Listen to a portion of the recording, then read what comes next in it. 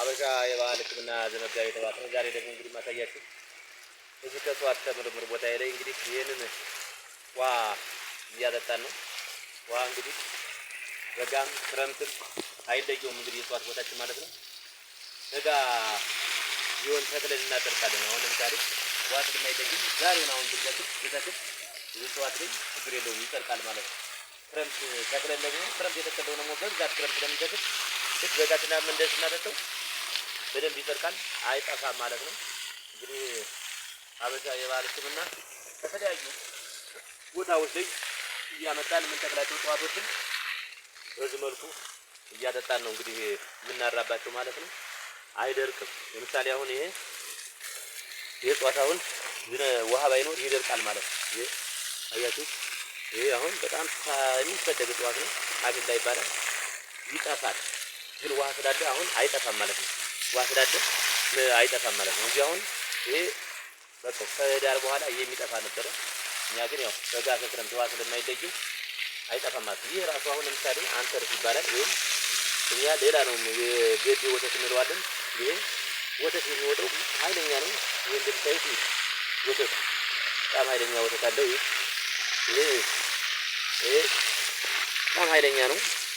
የማቁሰል ባህሪ ያለው የራሱ አሁን ክረምት ነው እንጂ በጋ ይገኛል። ከጥቅምት በኋላ ይጠፋል። ግን እኛ ውሃ ስለምናጠጣው አይጠፋም።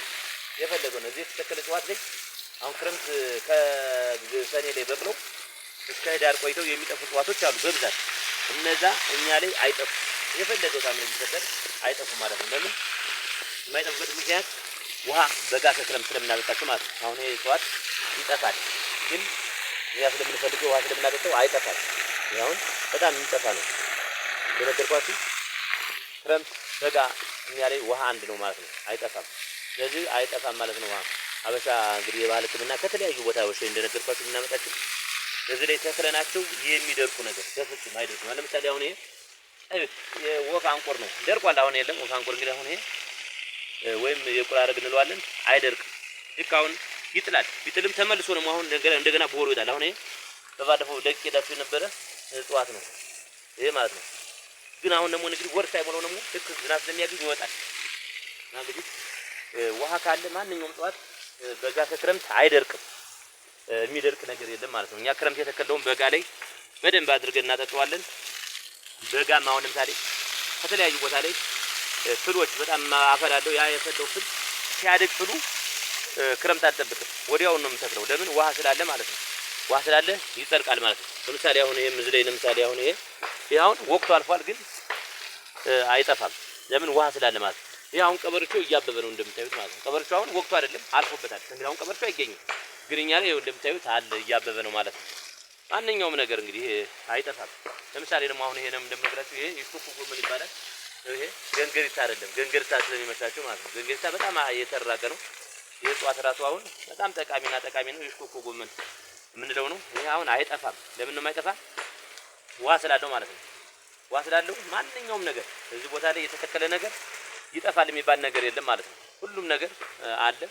ማንኛውም ነገር በቃ የተተከለ በሙሉ በቃ ክረምት ይጠፋል የሚባል ነገር የለም፣ በጋ ይጠፋል የሚባል ነገር የለም። ሁሉም ነገር አለ። ውሃ ስለማይለየው ክረምት እስከ ጥቅምት ድረስ ከሰኔ ላይ ሰኔ ወጡና ለምሳሌ አሁን እስከ ጥቅምት ላይ የሚጠፉ እጽዋቶች አሉ።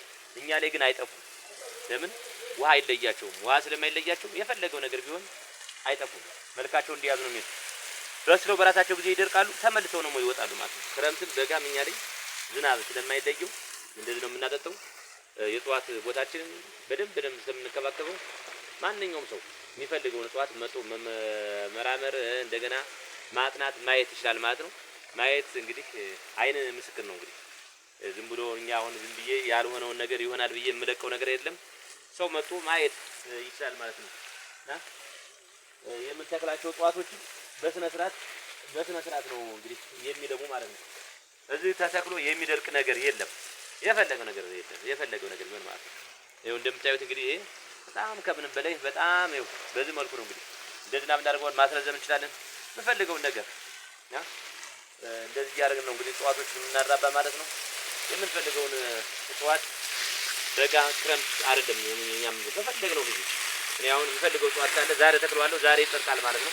ዛሬ ማለት ያው በቃ ዝናብ ስላለ እንደ ክረምት ማለት ነው። በቃ ልክ ይሄ እንደ ክረምት ስለምንጠቀመው ከምንም በላይ ማለት ነው ይጠርቃል። በዚህ ወቅት ነው አይጠርቅም የምንለው ነገር የለም። ማንኛውም ነገር እናጠርቃለን ማለት ነው። እንግዲህ ሀበሻ የባህል ሕክምና የመጋቢ ጥባት እንግዲህ እንደምታዩት እንግዲህ በብዛት ነው እንግዲህ ስናጠጣ ነው የምንለው። ማንኛውም ነገር እንግዲህ እዚህ መጣችሁ መመራመርም ልምድ ልውውጥም ማድረግ ይቻላል ማለት ነው። እንደገና ደግሞ የተለያዩ እጽዋቶች ስላሉ የእጽዋት ዝርያዎችን ማየት ትችላላችሁ ማለት ነው። ሀበሻ የባህል ሕክምና ዘመጋቢ ጥባት ነኝ። በሌላ እጽዋት በሌላ ፕሮግራም ስለምንገናኝ እንግዲህ ሰላም ያገናኘን። ዩቲዩብን በደንብ እንዲያድግ እንግዲህ ተራርጉት በደንብ ሁሉም ነገር ይዳረስ። ይሄው ሁሉም የያየው አይደለም እስካሁን ድረስ። አመሰግናለሁ።